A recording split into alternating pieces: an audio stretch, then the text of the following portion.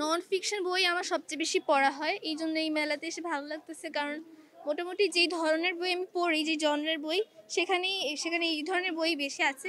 তো একটা বই আমরা অলরেডি কিনেছি, আমার ফ্রেন্ড কিনেছে, হ্যাভ এ নাইস ডে। তো hopefully will have a nice experience reading ইট। সেটা একটু দেখছি, ভালো লাগছে অনেক।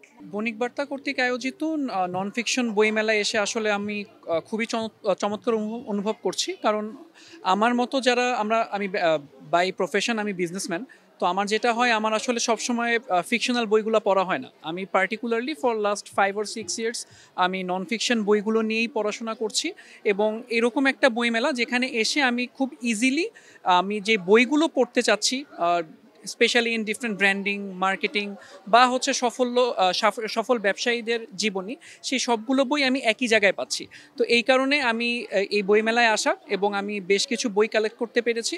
এবং আমার মনে হয় যে এই জায়গাটাতেই বণিক বার্তা একটা ইউএসপি ক্রিয়েট করতে পেরেছে, যে যারা আমার মতো একটু নন ফিকশন ধর্মী বইগুলো পছন্দ করেন, তারা একই জায়গায় এসে বিভিন্ন প্রকাশকের বিভিন্ন চমৎকার বইগুলো কালেক্ট করতে পারছেন। আমার বইমেলায় এসে খুব ভালো লাগছে। এখানে নানান রকম বই, কোথাও কিছু কিছু বই কমিকের, আবার কিছু কিছু ইতিহাসের, সব থেকে ভালো লাগছে।